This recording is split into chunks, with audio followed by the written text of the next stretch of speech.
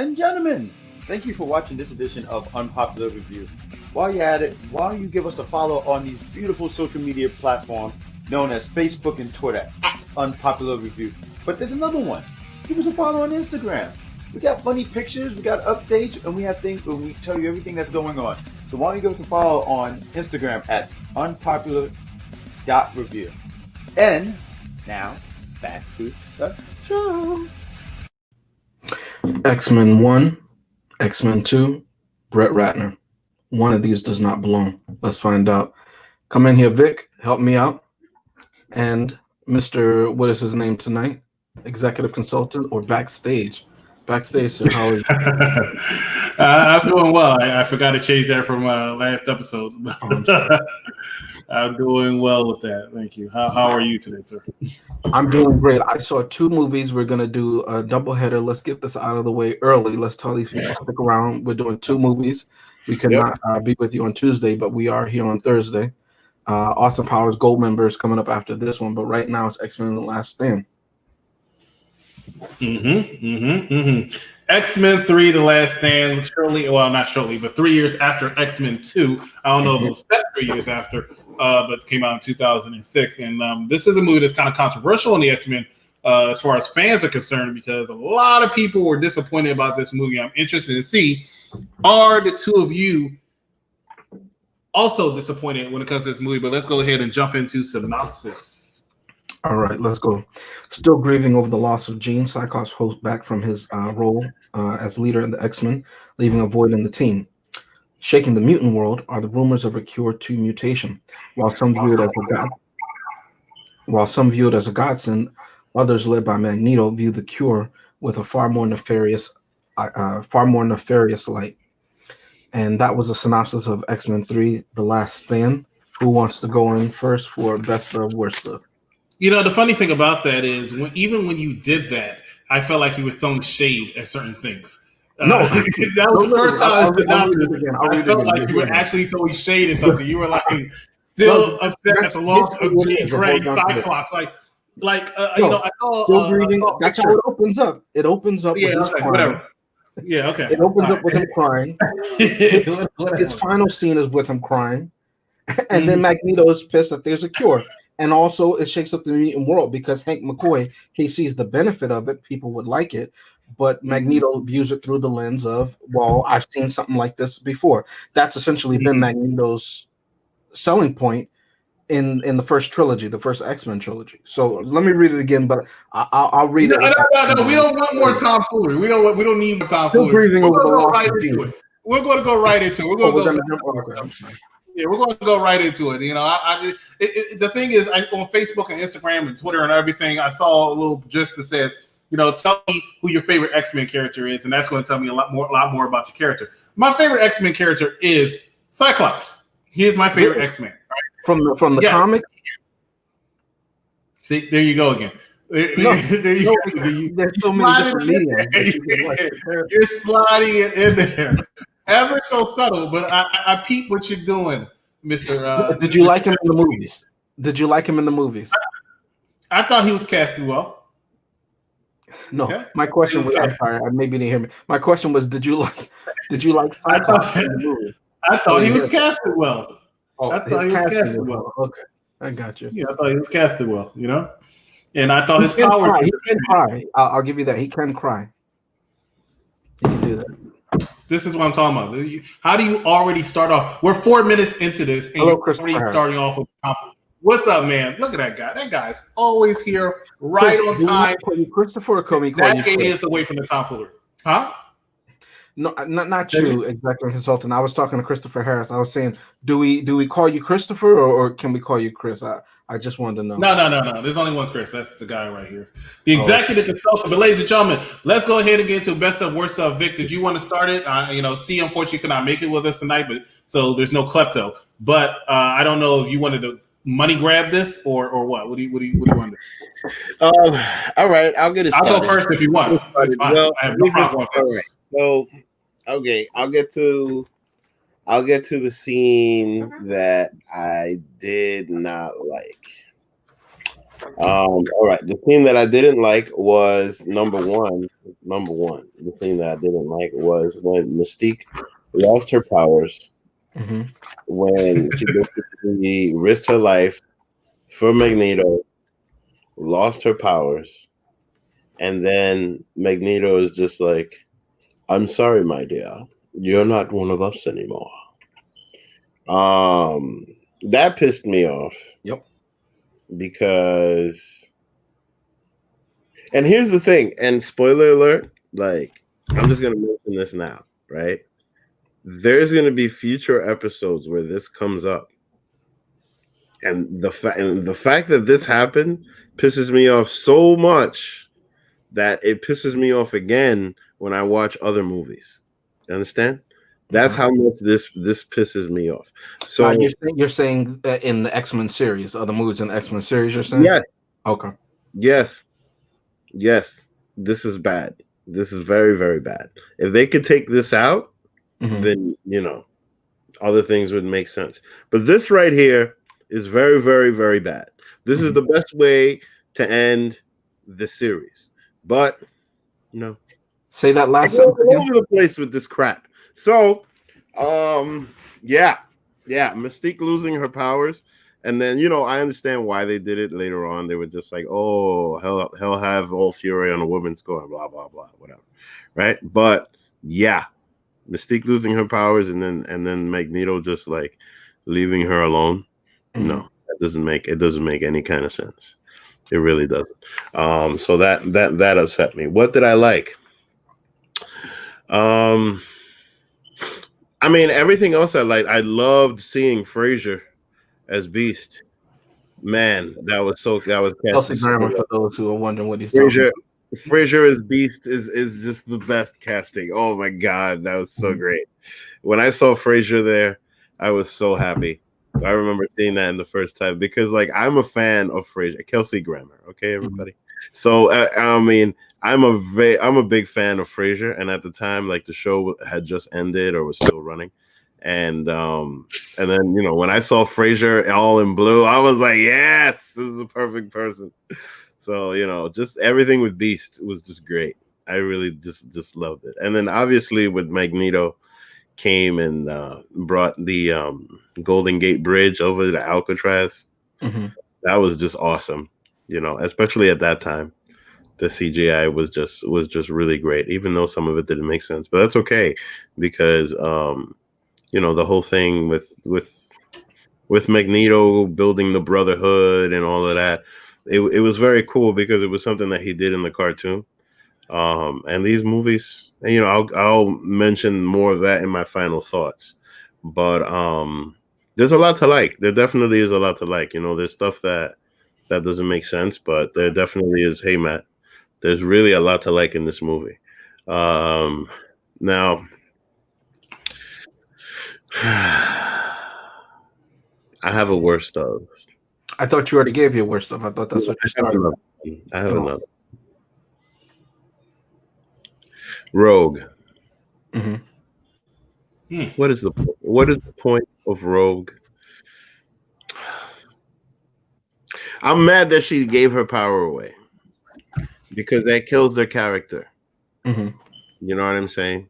Like, I'm mad that she did that. I understand why they did it. I understand that they had to have at least one of them do it. For her to do it, it makes the most sense. All right. Yeah. I'm just mad that she gave away her power, and that's how where I'm going to leave it because I'm going to come back to this later. Because that Rogue is so. Anyway, I'll come back to this. You seem very disturbed. Very disturbed. Huh? Yes. You seem very disturbed. Yes. You and I had a conversation about this the other day, and this is very annoying. So yes. All right. But other than that, you want me to go? Huh? Yeah. Go ahead. Because then I'm gonna long win this one because I'm upset. Okay.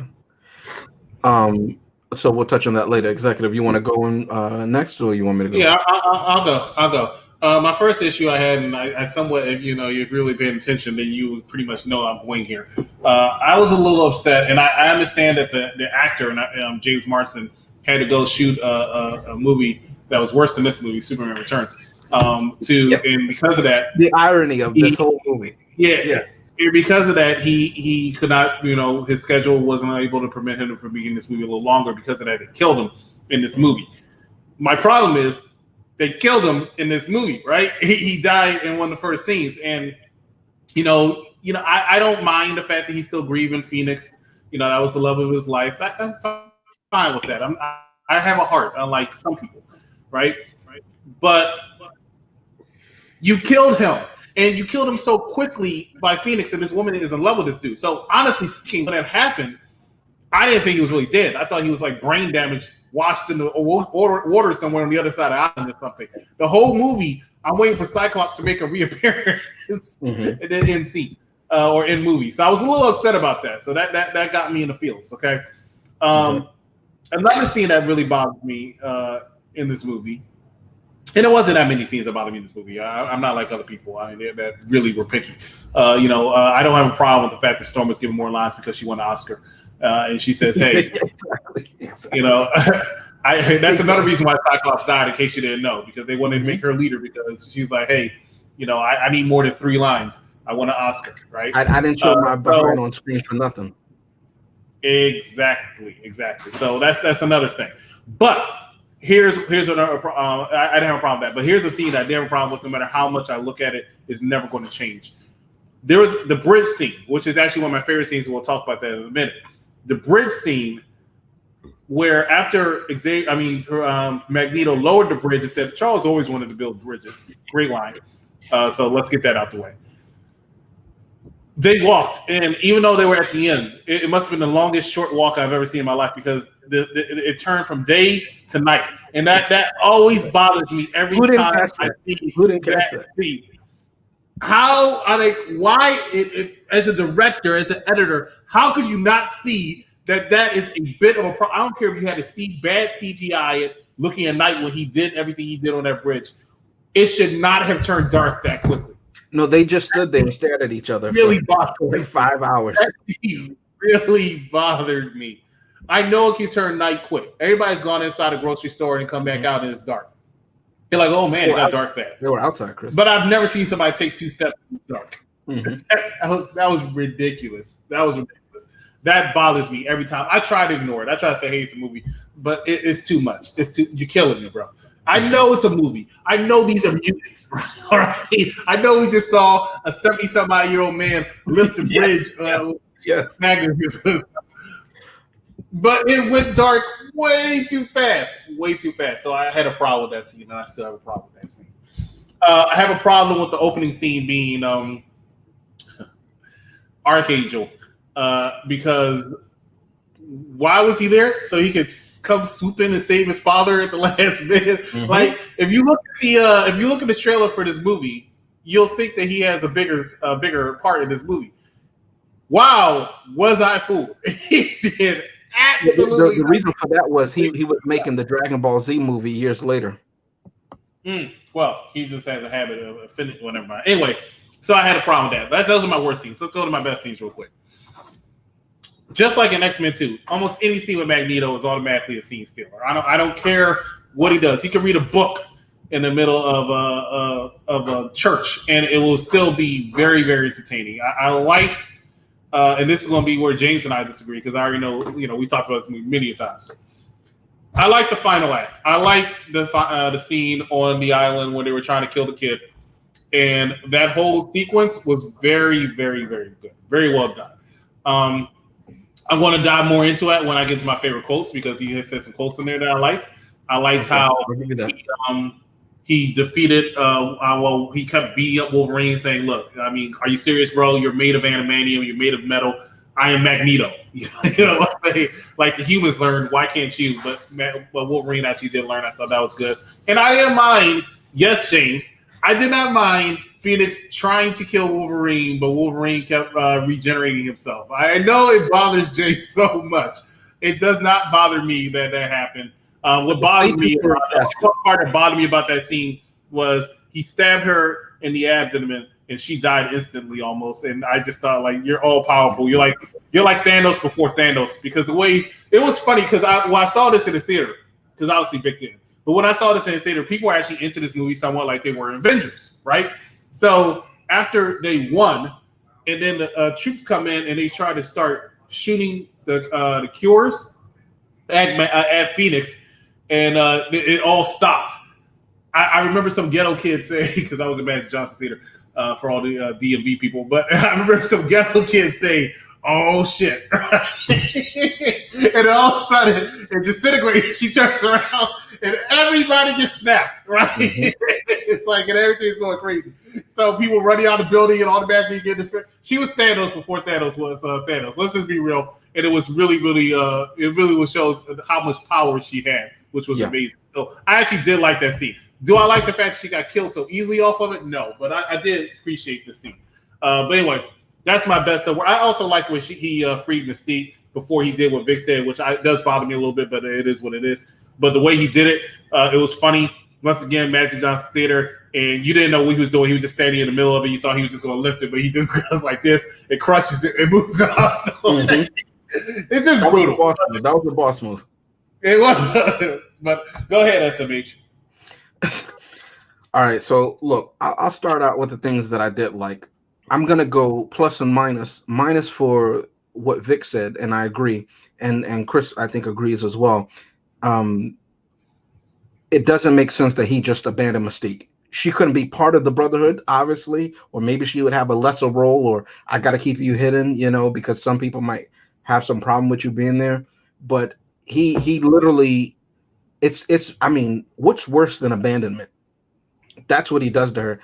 Not, I haven't seen you in 20 years, I'm abandoning you. But you just literally saved, for as far as he's concerned, you saved my life. We know that because when he gets stabbed with the cure later, he curls up and he's like, I have nothing to live for. I've lived for 200 years and I have nothing to live for. You know what I mean? This is the last survivor. I'm not being funny, but I'm being, in the movies, it's supposed to be our near future. So it's taking place around now. And the man was a teenager in 1944. So he's like 90 something years old. Okay. Anyway, I didn't like that. Mm-hmm. What I did like, though I agree with Chris about Dragon Ball Z Archangel, is why was he in this movie other than his father was the one who created the cure by drawing some kid's blood? You know what I mean? It's the same as Xmen too. But I did like him cutting off his wings. Why? Because again, if I'm looking at it through the lens of what Bryan Singer's trying to do, and you have to remember that the first two films were made by Bryan Singer. He had a vision that he was going for. And then the last one, when Bryan Singer went over to do Superman Returns, and that's when he brought James Marsden to play Lois Lane's fiance. I forget his first name, but Perry's son, essentially. Mm-hmm. He couldn't do it, so Brett Ratner was brought in for X-Men 3. Okay, that's why the feel of it is off and it's combobulated, and the storyline is like mixed together. Think Spider-Man 3 if you want a connection with Sandman and Venom mashed in there, right? But I did like it because nowadays we would say that's body dysmorphia. You know what I mean? And he's cutting off his wings. And I thought that scene was poignant. And he seems to be in that scene like 12 years old. He's like or 11 years old. And I remember watching that and I felt bad for him. You know what I mean? Because he's trying to cover it up. You don't know if his father is vehemently against mutants or if he's low key, like if he would say something, and all we get of the father is him saying, "Oh, Warren," or something like that, so we don't know if it's like you're one of them too, or what have you done? Why are you hurting yourself? We never really know. So I thought that was a poignant scene. To Chris's point, when he goes to save a Mystique, he goes in there like a boss. They don't have any of the other people there. They're in the woods somewhere just watching us go down. And he absolutely controls the scene. And again, the man is like 90 years old. Credit due. I love when they introduced the Morlocks, aka the Brotherhood, in this movie, in that abandoned church that I guess Nightcrawler was in X-Men 2.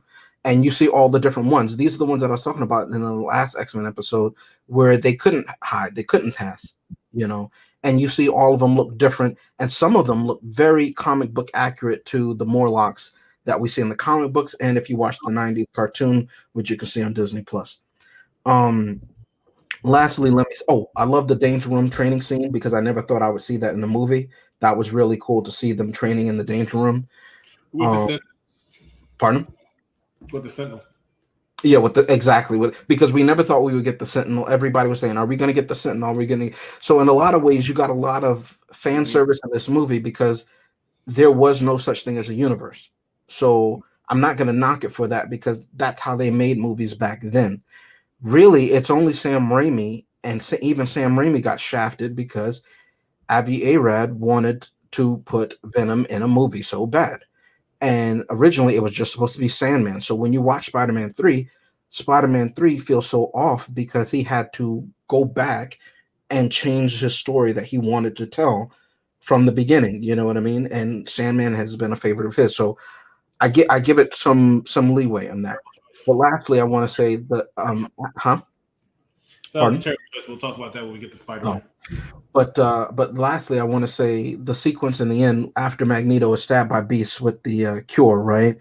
And somehow, even in that costume, he's managed to sneak his way across the Golden Gate Bridge walking with the remnants of the soldiers who weren't deatomized and all the other people and the X-Men who just let him go. Even though Wolverine is standing right there, he lets him walk away, right? He finds himself in a park as older people do playing chess. And I love that because one, it's realistic. Two, it's what him and Charles would do. And we do see him mourn after he egged on Jean to kill Professor X. We see him mourning Xavier. He did. He was like, you remember what he did to you, Jean? Remember? I want you to go ham, girl, go ham. And she slowly we see she can deatomize quickly. But anyway, that's what I didn't like. But anyway, he's playing chess by himself because he doesn't have his friend to play chess with. That was poignant to me. But then he, again, as he says in the other movies, he could feel the metal, somewhere in him. And he just had just enough strength to just nudge it. And I love that. That was a nice ending to the movie. Now, let's jump to the things I didn't like. The killing of Professor X, as I just said, and Magneto's seeming indifference in pushing her. Yeah, I get it. You want this strong tank on your team, right? But this is your friend. Now, he says the Pyro, he's done more for mutants than you can even imagine, right? You saw that the girl was crazy, certifiably crazy. You didn't know what she was going to do. He almost thought she was going to kill him. There's no remorse after Xavier is deatomed. He's literally ripped apart slowly. Okay? Because she destroyed those soldiers quick. But she literally gives him enough time to wink at Wolverine. Okay? Before ripping him apart slowly. That hurt like hell. Okay? Yeah, he doesn't say, damn. He doesn't breathe deeply. He just gets up because he's 90. And he walks over to her and he says, come here, my dear. We've got to go. There's no, hey, why'd you do that? Can you bring him back? None of that. Anyway, I didn't like that. He said, to his credit, he did say no. Like you're acting like he said no. To his credit, and to another person's credit, they were fine people on both sides. Anyway, let me go. Logan surviving the deatomization of everything else except him. Why? Because magic healing factor. Now, in the last movie, he got shot point blank range and he got knocked out with a regular bullet, not an antimantium bullet, a regular bullet. He got knocked out. In this one, he's so OP that only his shirt, he was Will Shatner. He was Will Shatner in classic TOS. His shirt got ripped off. You saw a little bit of the exoskeleton, the adamantium. The adamantium never came apart. Why that is, I don't know. Reasons. And he's able to talk to her. And all he did was, and he's walking. That's not how it works. I said the same thing on Guardians of the Galaxy. I'm saying the same thing here. Magneto keeping Pyro, but no one else. To Chris's point, which he'll get to, I won't use the quote later. I won't use the quote because I know he's going to use it later. yeah, I'm not going to do it. But when they're fighting the soldiers in that quarter of a football field, that Chris loves that sequence so much. I don't know why, but anyway, when they're in the corner of the football field, and they're all fighting, and everybody rushes in. You know, the people that we've never heard or seen before in the entire movie, but they're all there. Okay, and then the other people, you have Arclight, you have Callisto, who's super fast. He saves Pyro, who does not, to his credit, create the fire. He can only manipulate it. Why is he saving Pyro? I don't know. That's his the way I'm he sorry, Chris. I've got more. I'm sorry, Chris. Hold on. Okay, I should have known. Go ahead. Storm losing a hand-to-hand fight with a random person. In the comics, Storm is a very capable fighter. She's been trained by some of the best. She's the leader of the X-Men. Not to mention her powers, which in this movie were given to Wolverine. Her powers in the comics are actually OP. How is she losing? It takes the whole hour and 40 minutes or whatever, however long this movie is, for her to say, hey, why don't I shock this bitch to death? And that's what she finally did. She shocked the bitch to death. And I said, finally, Storm, you won an Oscar. What are you doing? I'm going to say this. Chris loves the scene. I don't know why. Third act is cartoonish. Yes, the entire act is cartoonish. Special mention to Juggernaut and whatever S&M outfit he's wearing with the doofy helmet. A 90-year-old lifts up an entire bridge. No effort whatsoever. He struggled a little. There's no other way to get to that island. All those nameless mutants, there's no way to get to the island. Oh, yeah, I remember. Your Tank, who can do anything she wants. Why didn't she just take them all there? Why did he have to rip up the bridge? I remember they had to show Magneto as powerful, even though in the entire movie they've been showing that. I'm going to end it there. Oh, I'm sorry, wait. Magneto doesn't care about mutants, only his power via mutant liberation.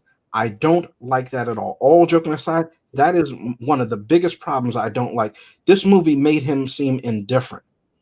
And that is not who Magneto is. Now, again, Chris's quote is accurate as far as strategic, and he'll get to that later. But he showed an indifference. His character was written as indifferent. That has nothing to do with Ian McKellen. That has nothing to do with the acting or the actor or whatever like that. But the character was written so completely different in this movie than he was in the other ones. It was a complete lack of compassion or concern for mutants, let alone ones that he's known for decades.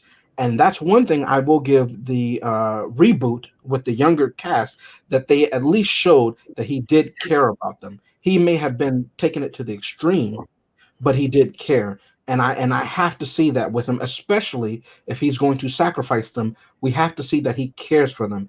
And credit due, in Dark Phoenix, that is something we see when they go to, I'll call it Genosha, or the island where the Brotherhood lived in that movie. And we don't see it in this one, and that's a big failing. I don't care what anybody says.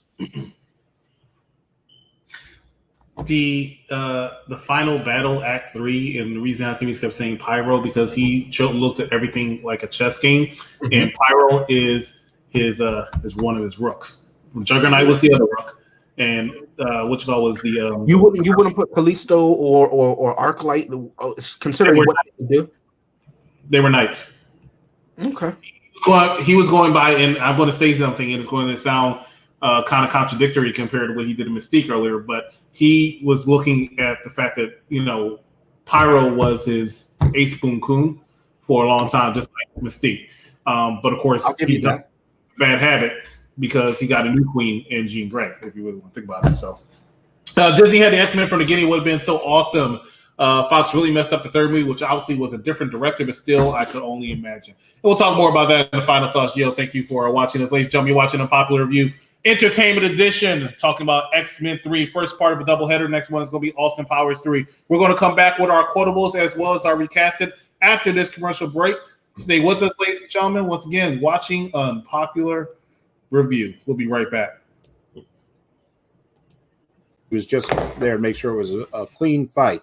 And that's when Taz interrupts. And Team Taz back there somewhere else on the screen. And Taz interrupts. And all he does is point out how ineffectual he's been as a manager. He's terrible. He's saying, Sting, you came down there and you hit Ricky Starks with a bat. First of all, Taz, you were there too, but you sat your ass in commentary. You could have been there also. It could have been 2 against 1 61-year-old man. No, but you sat there. You also successfully managed your team into a stipulation where you could only have 2 members of your 5-member team at the ring. Why? Because you've been interfering every week? No, you never interfere. You just run away. You're a terrible, terrible manager. But maybe that's the goal. The goal is to be a terrible man? Maybe. If that is, mission accomplished. A+ work. That makes no sense. So then he says, okay, my guys have been fighting like gentlemen. Okay, there's 5 of them. There's 2 of the other guys. Fighting like gentlemen. But I'm a street fighter. What do you mean you're a street fighter? And these guys are from the streets, but they've been fighting like gentlemen. This is set back-to-back sentences that make 0 sense. Either they fight like gentlemen or they're street fighters. They're not street fighters who are fighting like gentlemen. That's just dumb. The whole thing, dumb, dumb, dumb. And if they are street fighters who are fighting like gentlemen, well, who's leading them? Who's telling them what to do? Their manager, Taz, the failure, the ineffective, ineffectual, #fire Taz as a manager. So Okay, what do they do now? I didn't even get a chance to. I even spelled his name all wrong. Because Taz sucks as a manager.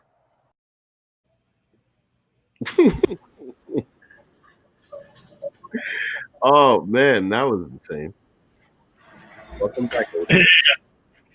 Welcome back, Unpopular Reviews Entertainment Edition. Xmen talking about right now, Xmen 3, the last stand, executive consultant here along with SMH and X Money. Make sure that you like, love, and share this video as well as subscribe to our YouTube channel. We have just finished talking about our best and worst scenes, and now we're going to go into our quotables. And don't you ask me to start off? Don't mind if I do. And I'm going to start off with one of my favorite quotes that I say all the time. I'm really known for this. And that is also during that final battle, that final act that was so controversial. That is, in chess, the pawns go first. Love that. Loved it even more so the other day. I had to watch it again. I posted every time I'm watching one of these movies. I posted. One of my friends was like, he said that line because you know I love that line. It's like, it's coming up in 3 minutes. I rewound it and watched it again because it's so true. And I remember the first time I saw how funny it was. Because, and we love you too, Gio, because it's funny to see how they're all going out. The Juggernaut's ready to rock and roll, right? And he just holds up his hand and chest the pawns go first. They get shot, and he said that's why the pawns go first. Which is completely accurate. He proved his point immediately after. But he had a lot of funny lines in that movie. I did like how he was really, every time Pyro was trying to go out, he said, not yet. No, wait your turn. I already know what I'm doing. I'm playing the game very, very well. And then because Bobby got a little froggy and messed up his stuff, he was like, go ahead and kick this effort's butt, which unfortunately he did not end up doing. But it was really good. This is not really a line, but I do want to mention this. During that bridge scene, I thought was funny. After he dropped it, and I know this was like just for craps and giggles, but after he dropped it, the woman was trying to get out the car, and he locked the door, and then gave her a little smirk, like, "Yeah, you gonna stay right there." I thought that was good. So those that was the only quote that comes to mind off the top of my head. There was a few other quotes in this movie that I like, but I'm really going to have to go with that one. In chess, the pawns go first. That's the only one I'm going to mention. I'll probably grab another one later and then mention it when one of y'all talking, knowing me. But go ahead, whoever wants to go next with their quotables. Vic, you want to go? All right. I only have 2. Famously, the one that made everybody laugh in the movie theater. Don't you know who I am? I'm the Juggernaut, bitch. That one was cool when she pulled him down. And one that actually made me think that this could, if Patrick Stewart were to pass away, this would be a way to describe him. Charles Xavier did more for mutants than you will ever know. My single greatest regret is that he had to die for our dream to live. Yeah, Patrick Stewart did a lot for all kinds of mutants. So, yeah. Where are we going, Vic? Where are we going? No, I'm just saying in general, like Patrick Stewart. You mean Charles He Xavier? represents mutants. in a great way, in so many ways. Okay. That if he would have, that'd be a great way to describe. Have you been hanging out with Steven? Have you been hanging out with Steven? Are you sure we're talking about Patrick Stewart or Charles Xavier? Which one are we talking about? Both. Oh, okay. I'm talking about both. So Patrick Stewart has done more for mutants. Do you And know where do something? these mutants live, Vic? Where do these mutants live? I've never met one. I mean, you know, when he gets on that spaceship, and he goes to all those different planets as that other character, you know, he's running around fucking some of those mutants, and like, you know, he does all kinds of stuff. Wait a minute. Are you talking about Kirk or are you talking about Picard? Who are you talking about now? I'm talking about Patrick Stewart. You know, he becomes Charles Xavier. He becomes Kirk. He becomes. I mean, I'm not a Trekkie guy, so I can't tell you. I just know that he puts on the little thing and he presses his chest and it's on. You know what I mean? You are right. You are not a Trekkie guy. Geo has a quote. It's a great quote. They will come for you in the middle of the night and leave their mark. Make no mistake, my dear. I have my mark. This is when he was talking to the Morlocks in the church. Oh, that's fire! Yeah. Vic, you have any more? You have any more quotes about Patrick Stewart?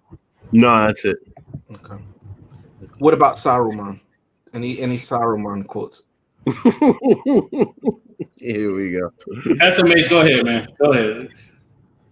All right. So I was gonna say that one, but Chris said it. That's why the pawns go first. I did like that one. I never remembered it in the movie, but it was just a funny thing. Like, see, this is what I'm talking about. I'm trying to teach you something here. You have more power than you can imagine, Gene. The question is, will you control that power or let it control you? Always enjoyed that line because that's what I think for myself. Not because I can de-atomize people, but again, what do you do with your freedom? It's just a philosophy that I have, you know.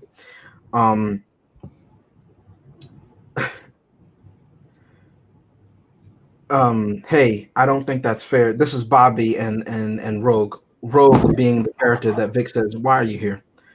Hey, I don't think that's fair. Have I ever put any pressure on you? You're a guy, Bobby. Your mind's only on one thing. And the thing about this is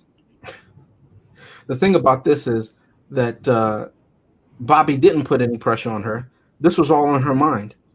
And I just thought it was interesting in a movie for them to display women as having these whole imaginations and scenarios in their head, and they not actually being true, because I've never seen that before. So I thought that was interesting that they would put that in this movie, that this woman had imagined this entire scenario in her head, and none of it was true. And then she took her anger and frustration out on the guy that she says she loved. I said, wow, I've never seen that before. Anyway, I put that in. I gotta poke and jab at people. Yeah. You know, that also reminds me of another quote from Patrick Stewart, since we'll call him Patrick Stewart, when he was talking to Wolverine about Jean Grey. He's putting the mental blocks up, and Wolverine. I'm about to say my next quote. Patrick Stewart had a thing of stuff, and James and I know, Vic is so nice at times, so he might not have this thought, but he might have. But I know James definitely has. But he's sitting there, he's talking, and he's listening to the guy talk back, and then he sits back and he thinks. He said, "Wait a minute, what am I doing? I don't have to explain myself, least of all to you." And let me just show you. If you can read my handwriting, it's literally right there. That was the next quote that I was going to read. No, I'm not mad because he knows exactly what I'm going to pick. I don't have to explain myself, least of all to you. Like, who are you? You don't even know your middle name, and I'm over here trying to justify why I'm containing this dangerous person. Get out of here.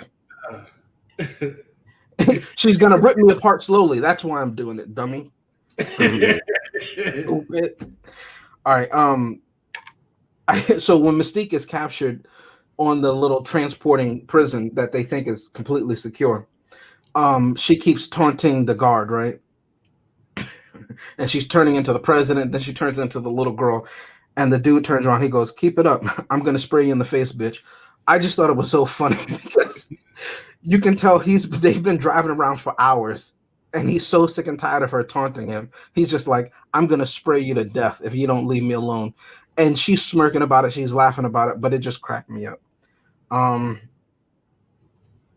last one was I didn't like it. You didn't like that one? I didn't like. I liked it because that Wolverine has been trying to get her since X-Men 1. He needs to let it go. She kept playing. No, I love Scott. No, I love Scott. And then at the beginning of this movie, she completely obliterated the man that she loved. She obliterated. It was so bad they couldn't even show it. Then she spent the rest of the movie flirting again with this man who doesn't know his middle name. Gio, I loved it. I loved it, Gio. Lastly, this quote is from the director. This quote is from Magneto after he betrayed Charles. This quote is me after I bought a ticket to this movie. This quote is me after I had to watch this movie again. This is everybody who's read an X-Men comic. Here it is. What have I done? And that's what have I done? That's what the director. What have I done? Bryan Singer, when he went to make Superman Returns the rapist, he said, "What have I done?" So many times I've asked him, "What have I done?" That's what I felt like when I saw Doctor Strange. What have I done? Or Infinity War, or Endgame. What have I done? Anyway, ladies and gentlemen, you're watching Unpopular Review Entertainment Edition. We over here reviewing X-Men 3. Tomfoolery is in the house, obviously, tonight. Speaking of tomfoolery, we're getting into our next segment, which is called Recast It, where we recast a scene, a person, most likely a person, but it can be casting anything. So let's go ahead and get right into it. X Money Grab, are you ready with your recasting? Yeah. Right. Okay.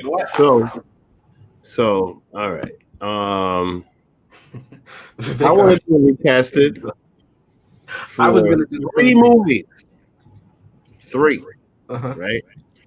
And that's for this character, right? I feel like, and I'm upset by this character because I feel like this character, since so much of this movie was made out of the cartoon, I feel like this character, the storyline is 10 times better. Yep. Because in this movie, they basically killed her off.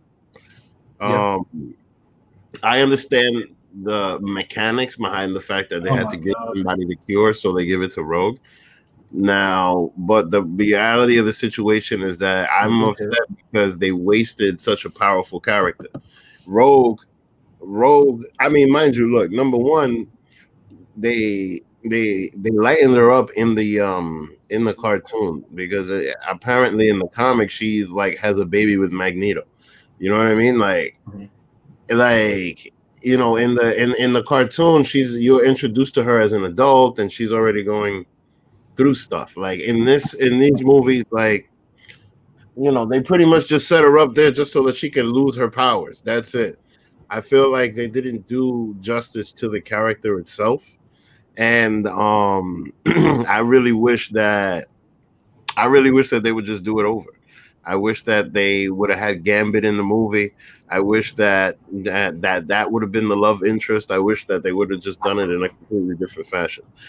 They probably just did it just because they needed a teenage aspect to it. So they took Rogue and they made her a really like a young girl. But for these movies, I just felt like it was pointless just to have her. And mind you, like since then we never saw her again. So just the whole thing with Rogue just annoyed me, honestly, because and watching this again, it just annoyed me again. All right, so now the other thing is these two, right? So they make them young, right? And then what do? At the end of this movie, they introduce Myra McTaggart, right? Well, at the end credits, obviously, they introduced Myra McTaggart. So then that says to me that they knew the direction they were going. They should have just done this from the beginning. They should have introduced these two people in this movie instead of just doing this crap, right? Because what they did is that they CGI'd it to make them look young when they went to go meet Jean Grey. And I feel like they should have just introduced these characters at that time, and then that way that tie-in would have been way, way better. X-Men First Class came out 5 years after X-Men Last Stand. After at the end of X-Men Last Stand, you see Charles and Myra McTaggart, and that's literally for Apocalypse. You know what I'm saying? Well, It's like a movie that's coming out. Wait, what, Vic? What did you just say? No, that's like look, No, look. Okay, you see Charles, No, you don't. you see Myra McTaggart You see talking, Mortimer. right? But You then the see Charles Mortimer that and a you see, comatose patient. no, but the Charles that you see is a bald-headed Charles with a beard, right? So when does Charles lose you his see, hair? you Yeah, see an image of him, but you saw an image of the person that's supposed to be him earlier when they gave you that Easter egg earlier in the movie. Yes. Wait, what are you talking about? It was a callback Yes. to a scene that they showed earlier about the ethics of putting your body inside of a comatose patient. Putting your or So Charles transferred his consciousness. Here's the problem with that. The same thing with Guardians of the Galaxy 2. The whole movie series is about genetics. So if the guy is not a powerful telepath, all he did was put his consciousness into a younger body. The guy's not a mutant. And even if he was a mutant, there's no guarantee that he would have the same powers because it's based on genes. But First Class came out years after these movies, so I don't know that they would make them younger then. At this point, there was no talk of them recasting Charles or Eric because they were fan favorites in their performances by Patrick Stewart and Ian McKellen. All right, if that's the case, then that makes sense because I feel like after watching this, I feel like they knew this was the direction that they were going, right? And then, because this movie feels like that's it. This is the end. This is where they cut it off. Mm-hmm. And if that's the case, and it feels a little bit like now all of this stuff feels like Star Wars, where this is the Empire Strikes Back, basically. You know what I mean? Be careful. That's my favorite. My favorite of that series. Be careful. No, but what I'm saying is, it's just that, like, all right, of those movies, right? Those were the 3 movies that came out, and then years later they started coming out with prequels. Mm-hmm. You know what I'm saying? Like, that's what this feels like. This feels like this is the end of the story. So then, the original, yeah. What upsets me is the end credits just make it seem like they're going to continue, especially by adding Myra to the mix. So who knows what it is that they were going to do. All right, so now I can go on and on about that for a while. Now, lastly, I was so sad when they killed Charles Xavier, and it just left a void in the movie, without Charles Xavier, without him being there, And today we've been seeing places. Hold up. What are you doing? I knew it. I already knew it. Go ahead. Whenever there's an empty space, there's just a perfect person to put there. And I just want to give a shout out to my man Bernie. Yeah, this is everywhere. I was trying to find Bernie with the Xmen, but I couldn't find it. Like, it would be great to find him sitting in Charles's chair. Wouldn't that be great? But this took over the internet today, ladies and gentlemen. Mm-hmm. Bernie with the mittens at the inauguration. That was awesome. But I would put him in this movie and just sitting in a corner somewhere, It would be nice. It would be nice. But actually, Bernie as Charles Xavier would probably be pretty funny with his Brooklyn accent. You and this tomfoolery, man. You and this tomfoolery. I swear to goodness. I'll go next. So James can take the last hour for his recasting since he has like 70. But ladies and gentlemen, this is my recasting in between 2 tomfooleries is the meat of dignity. That's what I'm going to call myself. The meat of dignity. And that's what I'm going to do with my recast. I only have 2 recasting for you here today, ladies and gentlemen. First one I want to recast is none other than this guy right here. I mentioned earlier how Cyclops was had to leave so he can shoot a movie. Well, ladies and gentlemen, that movie was Superman Returns. And one day we will probably review that movie, but I was really disappointed by that movie.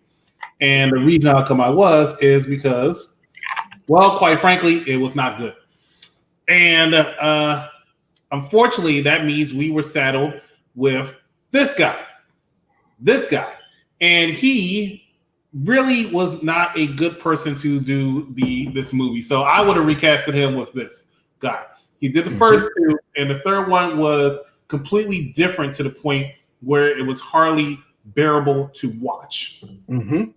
Do I think the movie was too bad? We'll talk more about that in my final thoughts. But this guy really did a different direction. It was almost as bad as Zack Snyder to whoever replaced him. I forgot his name. I don't remember his name anymore. Joss Whedon.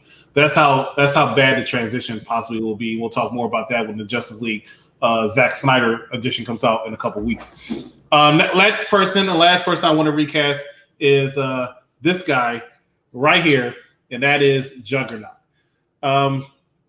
Big fan of Vinnie Jones, but I'm also a big fan of this character, and this character should not have been a mutant. I know why they did it, but he should not have been a mutant. It wouldn't have bothered me, except for the fact that they became a mutant. He became so less powerful. Yeah, he was strong, he was unstoppable, but I mean, when you met him, he was like trapped. But of course, the person who played him was also trapped, but he was more of a bad butt, and that's this guy right here. Mm-hmm. Even though in the Deadpool movie, which we'll also review, he ended up being the main villain, and I don't think Juggernaut is a main villain character for a cinematic movie. He still did infinitely better than this Juggernaut. So I have to go with that. Those are my two recasts. Short, simple, sweet, dignity. I like your tomfoolery. Shake my head. I'm about to shake my head. Take it away. All right. No, I agree with Crystal. If they had to just let Bryan Singer, because he never said that he didn't want to do the third X-Men movie. He said, "Give me a year to make the Superman movie, and I'll come back and direct it." And they wanted to rush it ahead, and they got Brett Ratner. But money grab. Yeah, but you know, Bryan Singer got the last laugh because he did Days of Future Past, which is one of the higher rated X-Men movies in the series. So, you know what I mean? So there you have it. I'm going to start out with some that you may not know their name. I'm very curious to see who Kevin Feige uses for the X-Men. That's what I'm very curious about. I'm going to start out with some Wolverine. Say that, yeah, exactly. That's going to be one of the hardest ones. And the Morlocks. Now, I grew up watching it. There's a whole saga where Storm becomes the leader of the Morlocks in the 90s cartoon. And everything like that. But this one in particular, and I just wanted to shout out them. This is Arclight, and you see her first when they're in the abandoned church and everything like that. And this is them in the forest, and they're looking at the pawns. And her character design, and I should have pulled a picture from the comics or from the cartoon, looks so much like it did from the cartoon. And I said, wow, that was really, really well done. But of course, as you know, I do my recast based on who they look like. And I kept thinking of this character. This is Ra from Stargate. Stargate. Mm-hmm. Yeah, you remember Stargate? Played by Ray Davison. Mm-hmm. He was the villain. And also this. And this is, what's the character's name? Dill from the Crying Game. It's the same actor. And it just reminded me so much of that. And I said I had to do that because that's what I kept seeing there. I'm going to start with my man, Scott Summers. This is Scott Summers. This is how I always remember him. Oh, my God.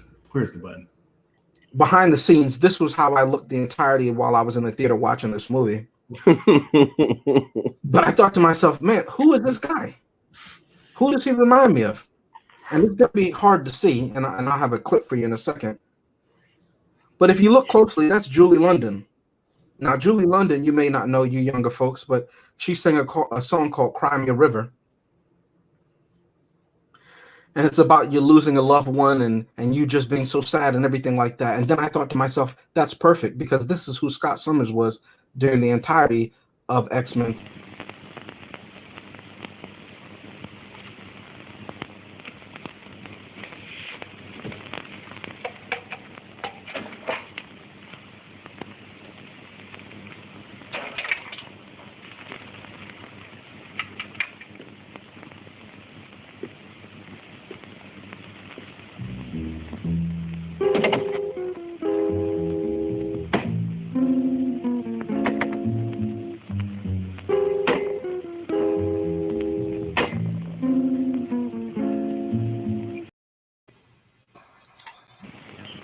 Yeah, he was just a drunk wreck. He was useless. He abandoned everybody who depended on him. And he spent his entire time looking like this till he was blown up by the woman that he was crying over. Yeah, he was in high school, folks. He was in high school. And so that's why I would recast Scott Summers. But he might be recasted as something else, and I'll come back to that later. Second up, though, is Jean Grey.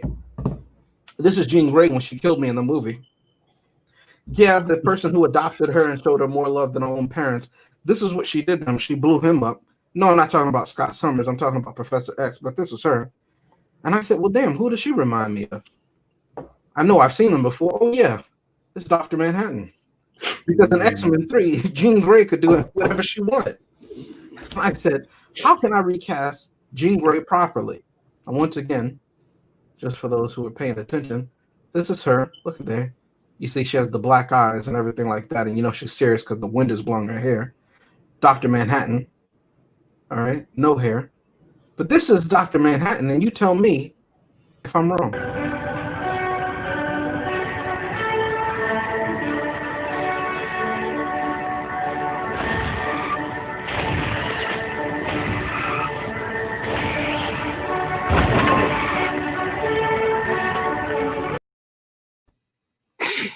First it was Scott Summers, then it was Professor X, then it was the soldiers, then it was the Wolverine, and then it was me. Lastly, she blew me up because this whole movie, it was trash. Anyway, I'll save that for final thoughts. But lastly, and we don't talk about them a lot, I'm going to put up Pyro. Here he is right here. And we see he's bad because, look, he's holding up his hand and he has fire. Pyro. And I said, who could I recast him as? And then I said, well, let me not just pick on Pyro. Let me also pick on this guy right here. Here he is in this epic scene. I said, who do these guys remind me of? Oh, I remember. It's this. It's the definition of vagina. These guys were so soft. I said, they are the epitome, the definition of a vagina. All right, you got to be stopped. You got to be stopped. No, somebody got to stop you. No. Pyro is not. Pyro was not soft. As the leader of the vagina brother. Those are the facts. It's not facts. You just totally disrespected the leader of the X-Men as well. No, not him. Not him. Get teacup down there. Pyro was bad buddy. How you gonna do that? What are you talking about? No, stop disrespecting the character. First of all, you are out of control. You are the movie. He's one of those fake bullies, right? Because he's sitting there telling Bobby how he's always scared of a fight, right? And then once Bobby steps up, he hits him with the fire, and all Bobby has to do is grab his hands, and then that's it. That's the end of the fight. SAWFT. No. Thank you. I don't believe in that. That's ridiculous. Lord, man. Those are out of control. You're out of control tonight. He's one of those guys. You know what he is? He was out there. He was taking care of business. He was handling business. He's a Cartman. He's a Cartman. You know what he is? He's going to be a punk. He's a guy that has a lot to say. Let me ask you something, Chris. All joking aside, forget this. Forget them being this. Forget that. All joking aside, what did he do? Answer this question. What did he do in this movie? He died. Look, that doesn't make it.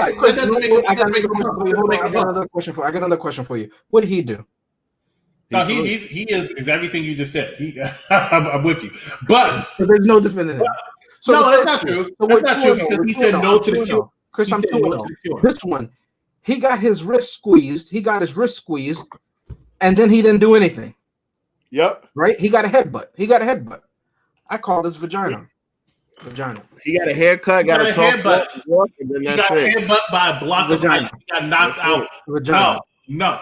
He went out there. He was trying to kick all butt. I will not succumb to your definition of a vagina. Well, Gio, he's dead. He's out of here. No, you know, she sent him to another universe. She sent him to the pre-DC universe on Earth on 345. The guy that looked like Sonic the Hedgehog was tougher than him. He killed people. That was trash. This was me during Sonic the Hedgehog. That was me during Sonic. Also me during Casper. Sonic 2 that was my recasted, ladies and gentlemen. Spoiler alert. Ladies and gentlemen, we're going to come back and find out what we're going to review next, as well as find out what we're going to review on next Thursday. Ladies and gentlemen, we'll be right back with these two. That's exactly how I felt about James recasting. We'll be back, ladies and gentlemen, right after this. No, not next. Ooh. Oh, yeah. He is brilliant. He is deadly. And he is still surrounded by frickin' idiots. He's got the Midas touch, but he touched it too much. He gon' remember. He gon' remember. I know who you are, Gambit.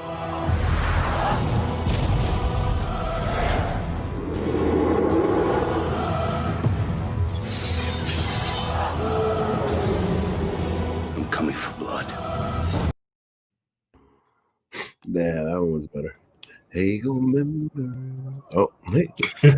Ladies and gentlemen, immediately after this set, part 2 of our doubleheader, we're going to be reviewing Austin Powers 3 Gold Member. As a matter of fact, we got to hurry that up. Gold Member. And then next Tuesday, we're back on Tuesdays for the first time in 3 weeks. We'll be reviewing the next chapter in this X-Men franchise, which is Wolverine Origins. Oh, speaking of drinks. All right, so let's go ahead with our final thoughts. X Money Grab, you can take it away as soon as I change the banner to final thoughts. Go ahead, sir. Okay, bottom line is everybody liked the first 2 movies, so they spent a lot of money on this movie, and they tried to make it good. Parts of it were good. Most of it was bad, unfortunately. Now I will give it.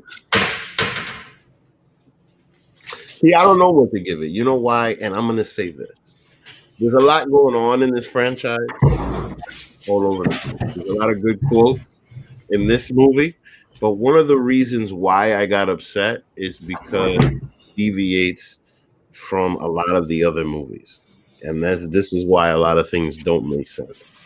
If I was to see it alone, I would enjoy it if I didn't know the things that I know.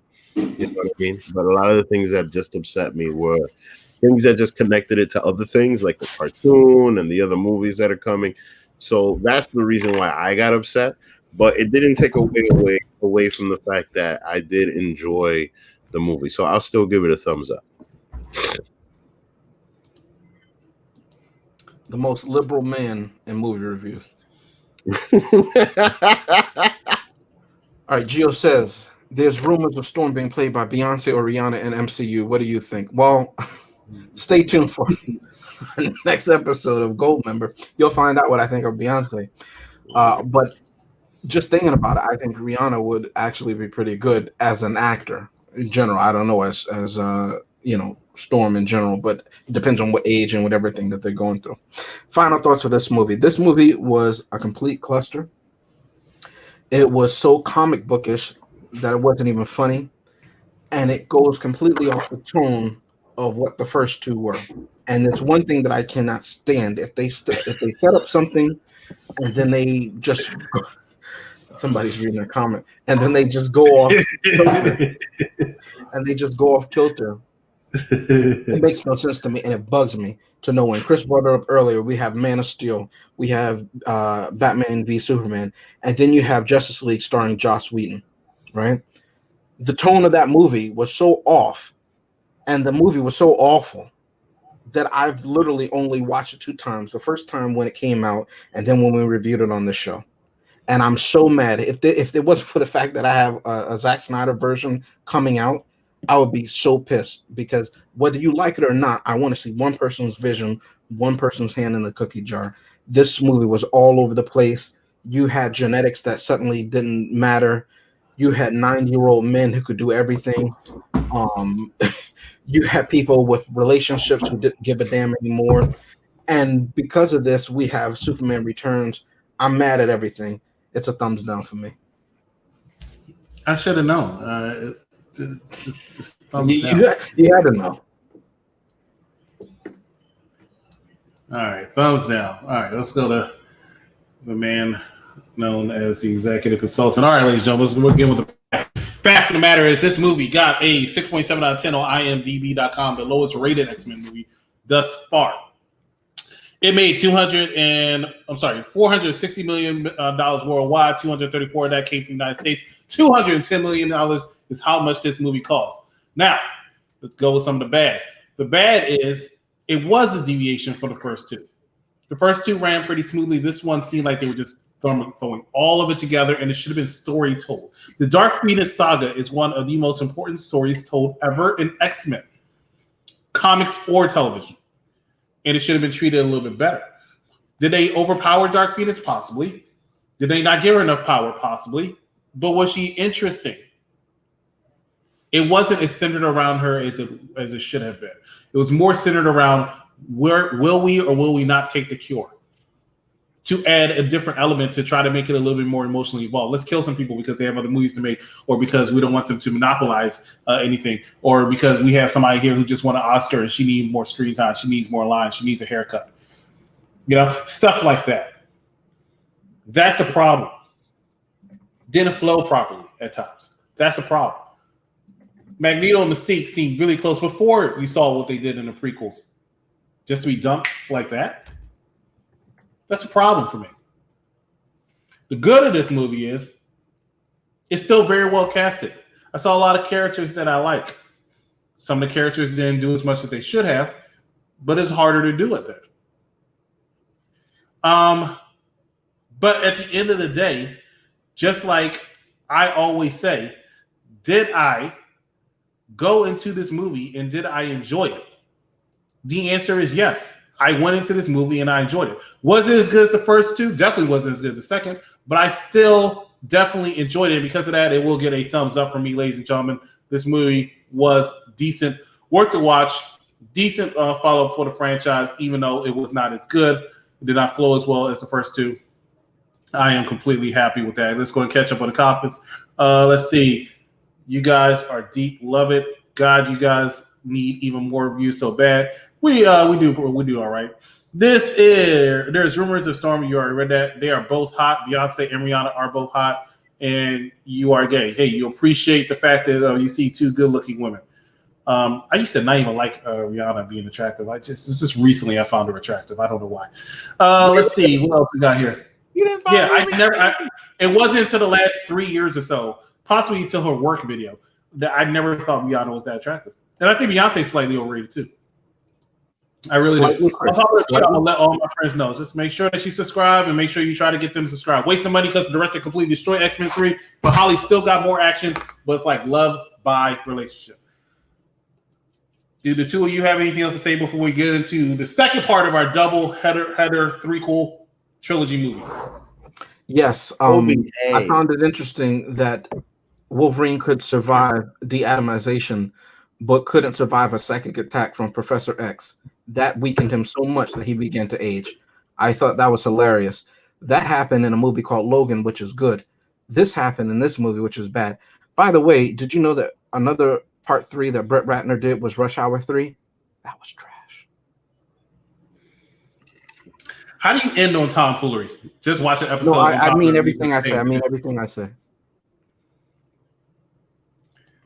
Oh no, your vote doesn't count tonight. See, I hate to break the news to you. It's 2-1. It's 2-1. We're not evening this up. If you thumbs up, I might have counted your vote. All right, ladies and gentlemen, make sure that you try to stay tuned to us as we do Austin Powers Gold Member, which will be showing in about 5 to 10 minutes. Otherwise than that, make sure that you subscribe to us. If you like wrestling, watch us every single Monday, Wednesday, and Friday immediately after the shows, or here for entertainment every Tuesday and Thursday for SMH for X Money Grab. I'm the executive consultant. Thank you so much for watching, and we will see you hopefully in a few minutes. Have a good night, ladies and gentlemen.